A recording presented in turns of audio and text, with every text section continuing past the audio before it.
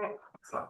Hello, everyone, and welcome to another session of the monthly forum for the Center for Coastal Solution here at the University of Florida.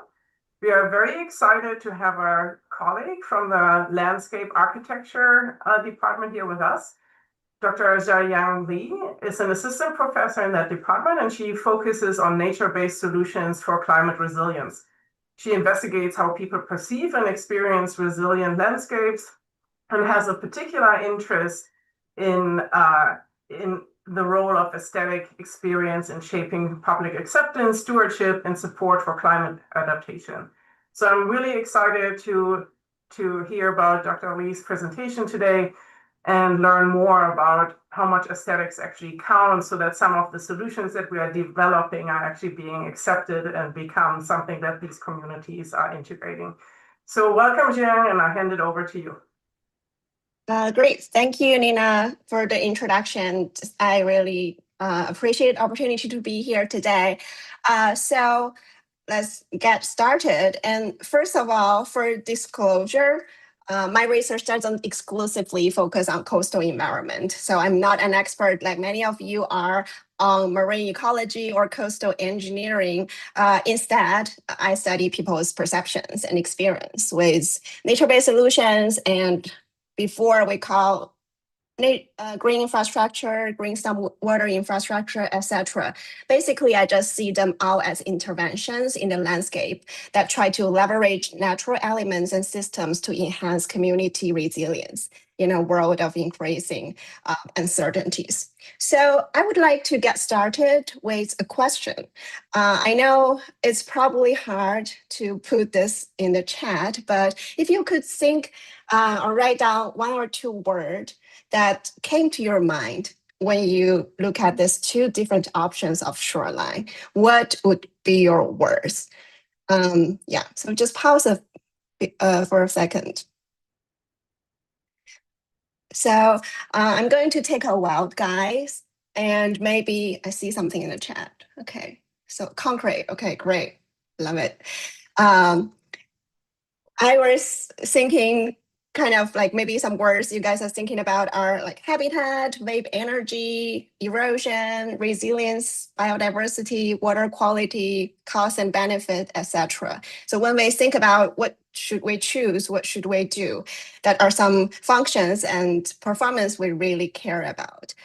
And then I think sometimes we find us asking a question pretty often. Why do people not like what we think they should like, right?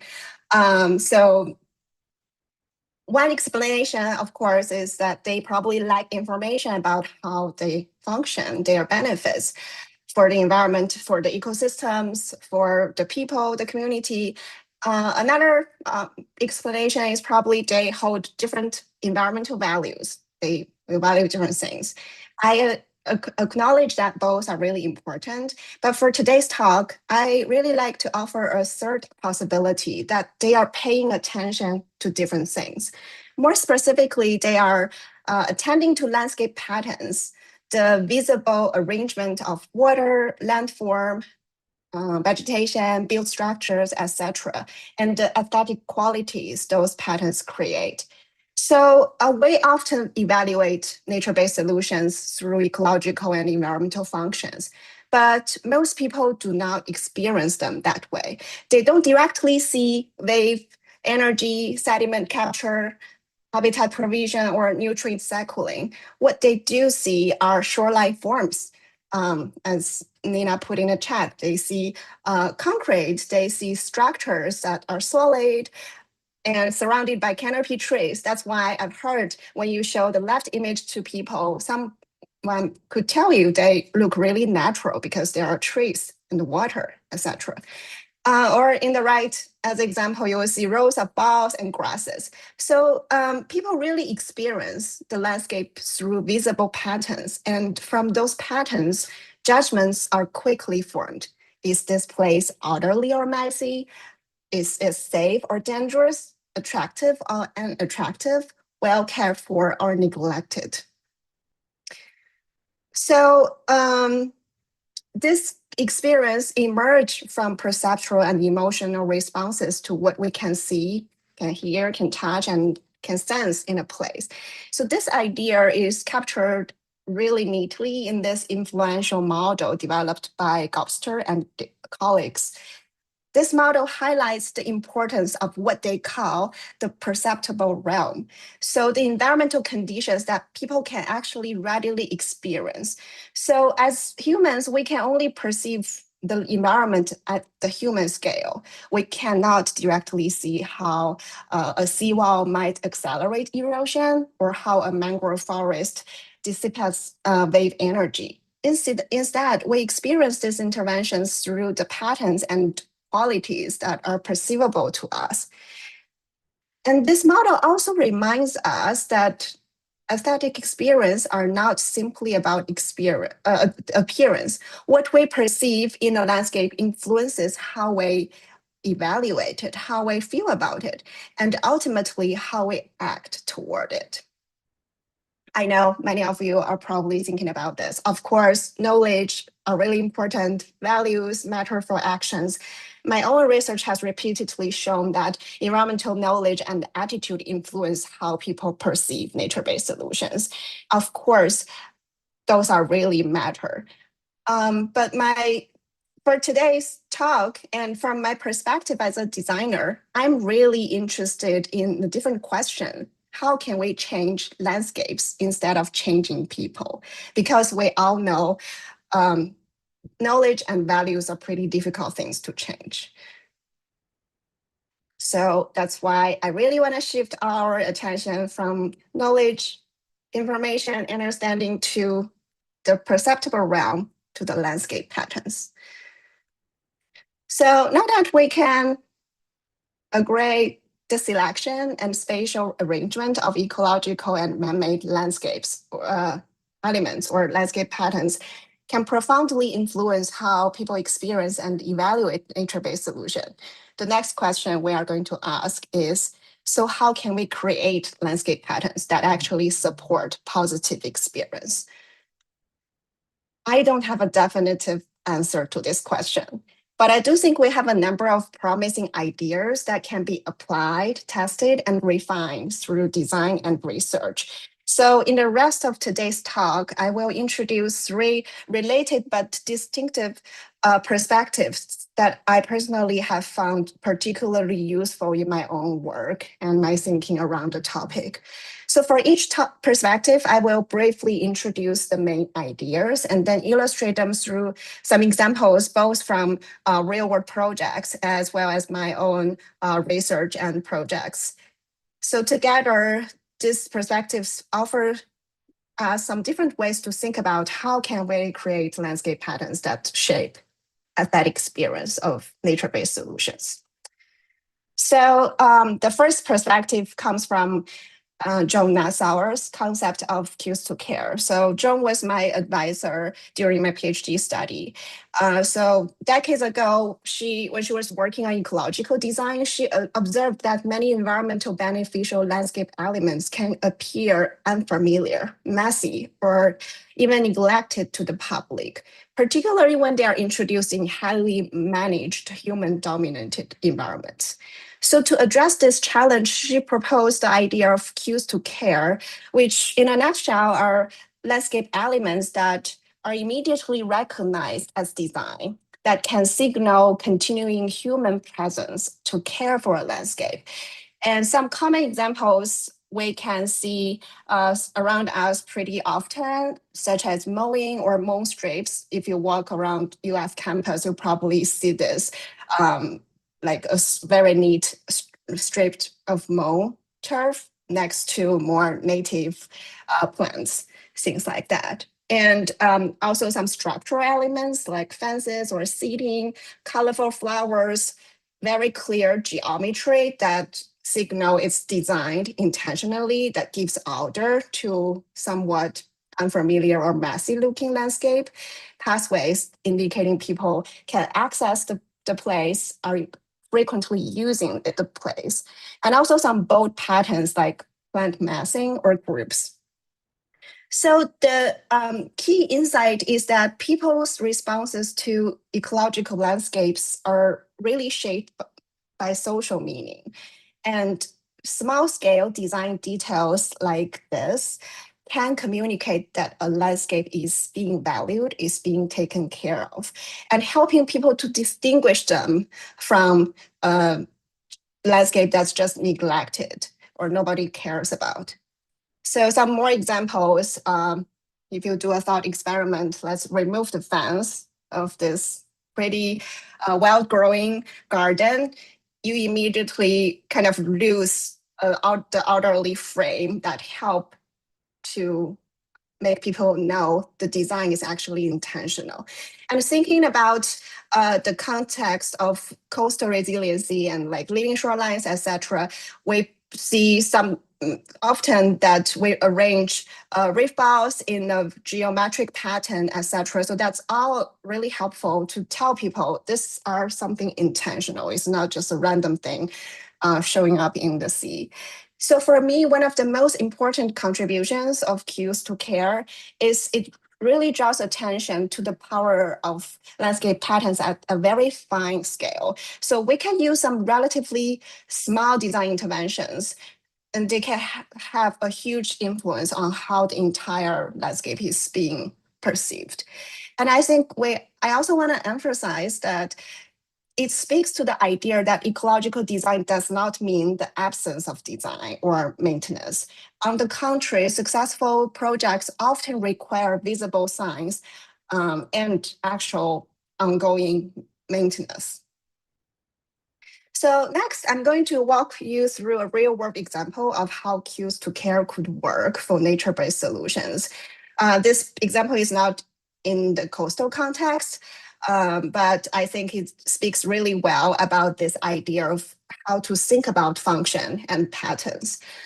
So this was done during my PhD back at University of Michigan. I was working on this project called New GI, led by Joe Nassauer, and our team partnered with Detroit Water and Sewage Department, who was at that time investing in pilot green stormwater infrastructure to improve water quality and mitigating stormwater flooding. And this particular neighborhood has a really high vacant rate. I believe it's nearly 40% of the properties were abandoned and vacant. And then the design strategy emerged to, okay, how can we use the amount of land to create some bioretention gardens that can both treat stormwater runoff from streets and also improve, support the nearby residents, their well-being and quality of life. So in this simple diagram, that's kind of walks through this design process to identify a site where there are two adjacent vacant property and tear them down, and then have a stormwater, really highly engineered stormwater management cell that can retain up to 300,000 gallons of water from the street. So what became really interesting is the next part. So the functionality aspect has been kind of sorted out, but then the question here is, so how the landscape pattern on the ground will look like? And we were looking at several different scenarios based on two ideas. The first is to include bollards or not as this edge. We hypothesized that they could probably affect perceived safety. And then the second thing we toggle with is the planting design. As you can see from the left side of the spectrum to the right, we have spontaneous, basically is annual mowing, the status quo, monthly mowing, and then all the way to trees, to shrubs and flowers. The design was that the level of cues to care increase as we move from the left to the right. And also, what is increasing is the maintenance level, the actual maintenance required by the landscape. So, and then we designed a survey to test people's perceptions and reactions, preferences for just different scenarios. And here's what we found. As you can see in the graph, the most preferred option is the one with flowers and shrubs that require most maintenance and also, according to our hypothesis, indicate most care. And also the bollards were also really important. Design with bollards are significantly preferred than the one without bollards.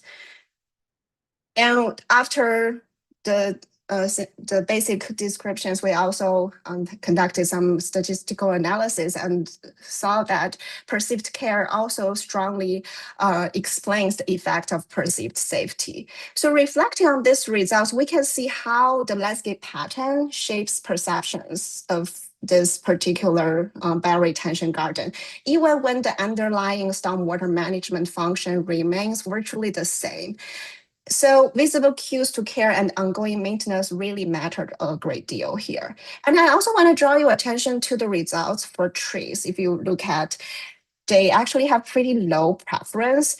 And in this context where nearly 40% of the property in the neighborhood were vacant, and there are a lot of concerns about crime, participants often prefer landscapes that are maintained clear set lines and very good visibility. So I want to call your attention to this finding because it reminds us the people's experience and responses are shaped not only by the ecological considerations, but also by the social and cultural context in which a landscape experienced. So we should not think of cues to care as a checklist of objects that can simply just be added to a design. Let's add some fence, let's add some trees. But rather, they are effective because they operate through three mechanisms. They must be immediately recognizable. And so considering different neighborhoods or even different cultures, what people consider as recognizable as cues to care can be different. And they must communicate human intention and ongoing care. And the third, I think reviewed in the Detroit case, is they must align with local expectations and norms for landscape appearance. So again, the lesson is not to just copy specific cues to care, but to understand why they work in a particular landscape and community. So moving to the second perspective, which is from Elizabeth Mayer. So while NASA are focused on how ecological landscapes can communicate care and intentionality, Mayer challenged the tendency to treat aesthetics as a secondary to ecological or economic performance. She argued that aesthetic experience, particularly experience of beauty, can help shift human consciousness from an egocentric perspective toward a more biocentric understanding of the world. And in her very influential manifesto, Sustaining Beauty, the Performance of Appearance, she proposed 11 principles that we can use in ecological design to create beauty and encourage support. And among them, I think several are really relevant to today's talk. So one of the guidelines is sustaining culture through landscape. So go beyond sustainable technologies to communicate cultural meanings. And I'm showing here a project called the Bay One Park in Sarasota in Florida. And what I find really interesting is, this is pretty typical. We see diagrams like this to communicate the functions of the design, how this design can manage stormwater runoff, look at the mangroves and the habitat they can create. But they also really emphasize what are some materials choice, plant material, structural material that can signal the sense of place, the identity of the place. So culture is not missing here, rather it's really being used as a way to connect people with nature-based solution. So the second guideline that I find pretty interesting is called hypernature, the recognition of art. So this is the idea where nature, like natural systems, elements like plants, can be used as a medium for artistic expression. So they want to look like actual nature. In this case, the Lurie Garden in Chicago, where the planting design was inspired and actually used a lot of prairie plants local to the area. You can see the way they are being grouped, arranged. Really is not what you will just see in a meadow, but it kind of being exaggerated to communicate this very the sense of unique beauty to the prairie environment. And it's one of the first public projects. It's over 2 decades ago, and it's really changed the public's idea about prairie design and what meadows look like. And you can see after that project, many cities, public parks, etc., start to incorporate meadow design. The next principle I want to point out is cultivating hybrids, and also think about natural process over natural form. And I think this is very relevant to the coastal interventions, to move away from the binary thinking about nature versus man-made or like appearance versus performance, but to develop really innovative solutions that can achieve both.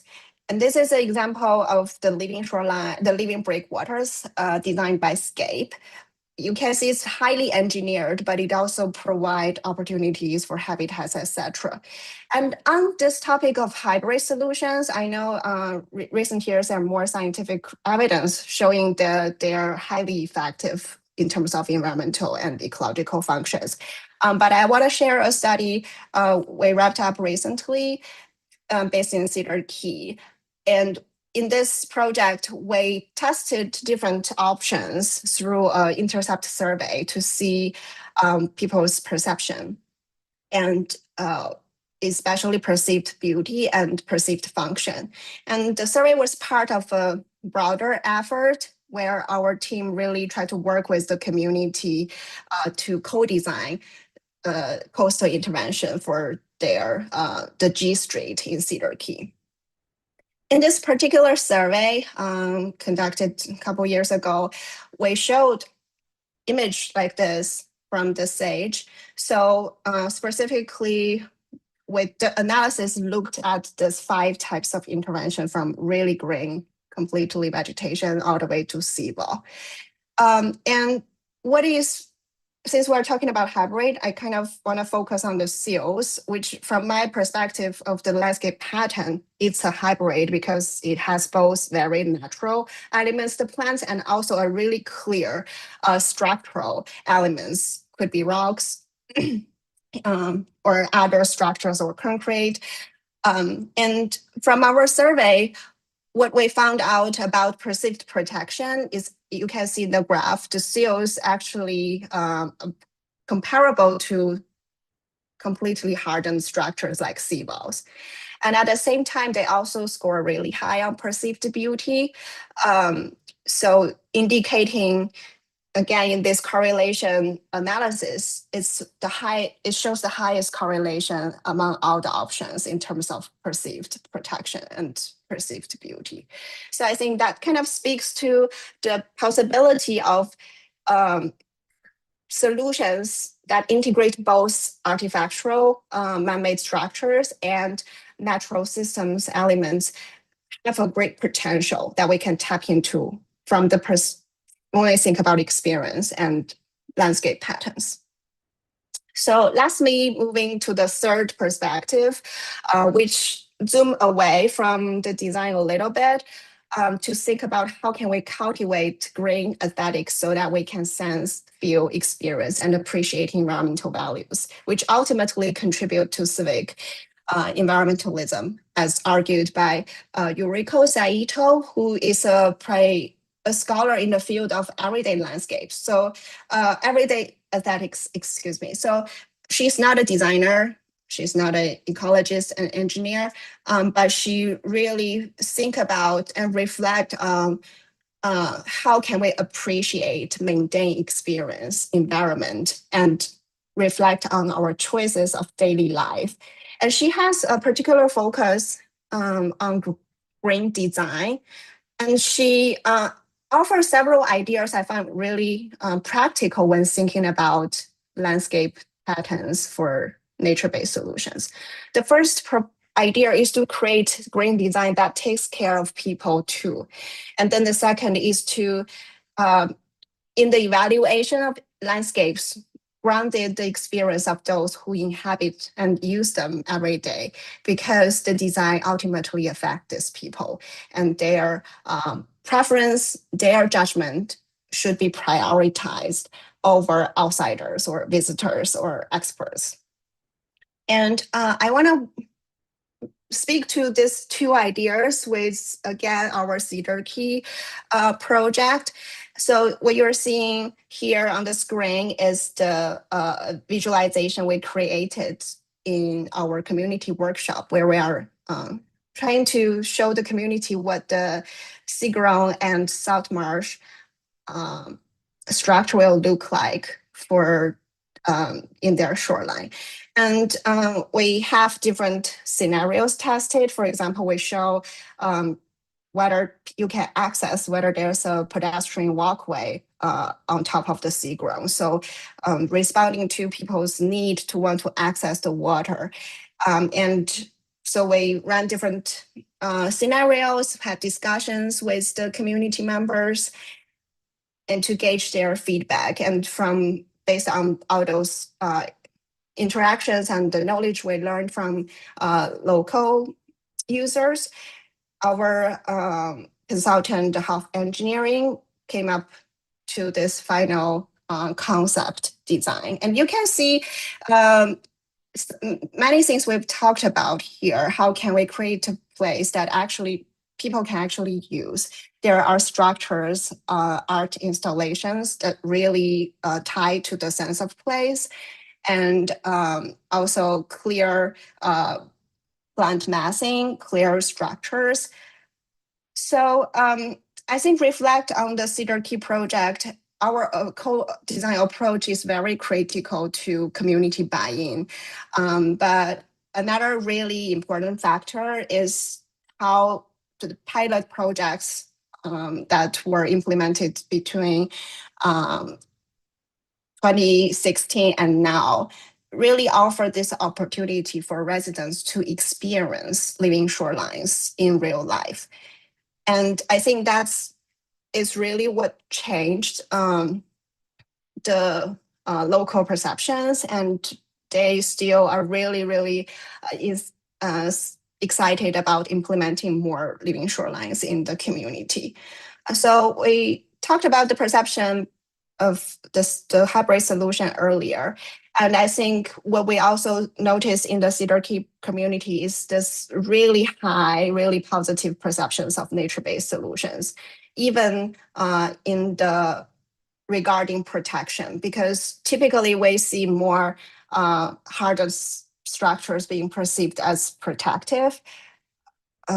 So another thing we also learned from our survey is many participants are actually really eager to help support, maintain, either through regular management and maintenance or through funding to support the coastal infrastructure in the city.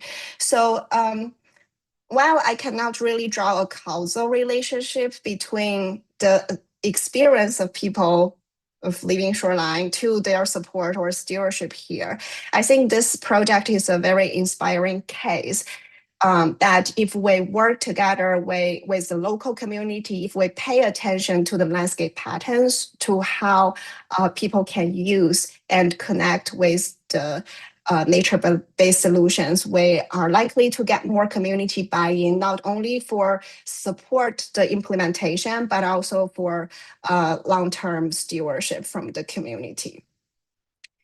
So moving to our conclusion, I just want to share this quote from Saito in her book. So in a sense, I'm calling for a kind of aesthetic engineering to serve the environmentalist agenda. Aesthetics has been used throughout history and in many different cultures for various purposes: social, political, moral, religious, and economic. In advocating aesthetic engineering to serve environmentalist agenda, I'm assuming not only that is morally acceptable, but also that is a necessity. So with that, I want to conclude my talk today, and I hope you can walk away remembering these three things. So first, resilient landscapes are often designed around ecological processes that are invisible. And so landscape patterns are really the critical medium through which those processes became perceivable, experienced, and valued. So that experience is an important part of how people understand and engage with resilient landscapes. And we want to design landscape patterns that people can recognize, can appreciate, can benefit from, and connect with. So if we want to strengthen public support for coastal resilience initiatives, we need to consider how people experience these interventions aesthetically. And nature-based solutions should not just be designed as resilience measures, they should also be designed as meaningful landscapes that people can use and enjoy in their everyday life. So I think good talk always ends with a question rather than an answer. So I want to throw this question out there. How might we design landscapes that people not only need, but also embrace as part of everyday life? And that's a question I'm continuing exploring in my research and projects. And I look forward to opportunities to connect with you. And I'm happy to answer any questions you may have. Thank you. Great, thank you so much. This was fantastic. I really enjoyed this presentation. People on YouTube, you guys cannot lift your hand or speak up, but I think you can put questions in the comments, and I could ask Sherilyn maybe to monitor that. And if there's questions, we will try to move them over into the chat here. But for the people here on the line, if anyone has a question, please feel free to raise your hand or just put it in the chat. And while people are thinking about their questions, maybe I can start with a question.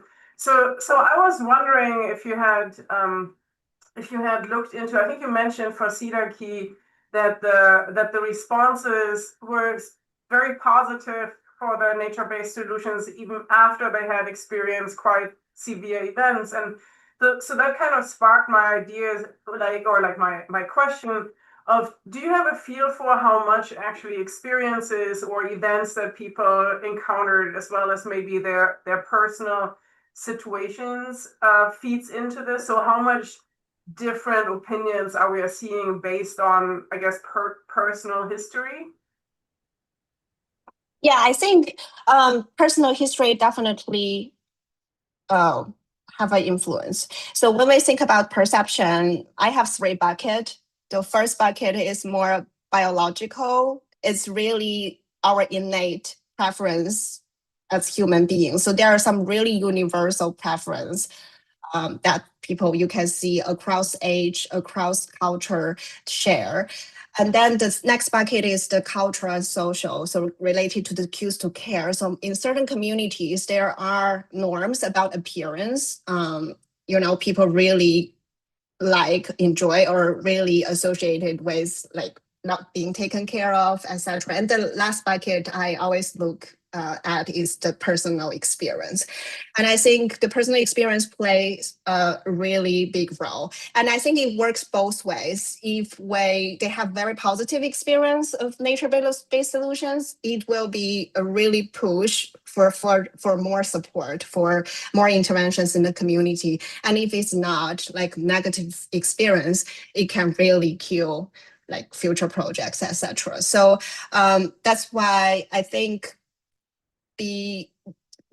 really invested in demonstration projects, like public pilot projects where that is public, everyone can see, and put a lot of effort into designing with the community, etc., to try to make it as positive as we can goes a long way. Great, thank you. And I see there's a question from Aaron. Aaron, just unmute yourself and please ask your question. Hi, am I coming through clear? Yeah, I can hear you.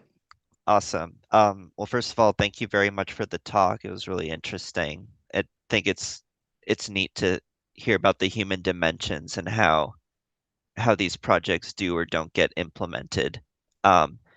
What I would like to ask about is the idea of maintenance in nature-based solutions and living shorelines. I thought it makes a lot of sense to me that a level of maintenance shows a level of intentionality and care that community members might recognize. But when I think about living shoreline restorations, I think about leveraging natural habitats for sustainable, enduring shoreline defense without requiring, ongoing maintenance. So I sort of wonder how that squares, or if you agree or disagree with that sentiment. I think that's a really great question. And then maintenance is always that thing we cannot get around when we talk about nature-based solutions. I think my answer to your question is really depending on the context. I think when we think about nature-based solutions, we focus on this like particular intervention, but I think the overall context also matters a lot. So if it's in a more like natural environment, you have the context also signal how people should expect from a landscape in terms of the appearance. So I think in a very like natural, rural, or already like not a lot of development, man-made structure, going with a more natural or like really wild no maintenance strategy may work, but I would think in most of the case for human dominated landscape, in a more like close to residential areas, close to business, etc., really think about maybe not the direct maintenance of, let's say, the marsh or the plants. I think this is where structures, for example, like a boardwalk, something simple and less disruptive of the habitats can come into play. So I think this is also something I'm trying to figure out more and gather more evidence in my research, is how some simple man-made structure can really help to improve the perception, to make the intentionality more as the presence of a structure, a walkway, a seating area, a viewing platform, as opposed to try to manage the appearance of plants, for example.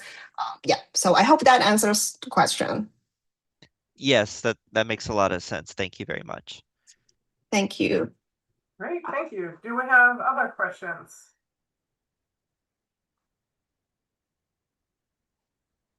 If no questions come to mind right now, you see on the screen right now Dr. Li's email address. So make sure to email her if other questions come up later, or if you have a great idea to collaborate. I'm sure there's always interest to chat. So thanks again. We really appreciate your time and your presentation. This was fantastic. I learned a lot. And with that, I would like to share a few announcements about the CCS. So Jiayang, if you could just unshare. Oh, sure. Yeah. Perfect. I got it. Thanks.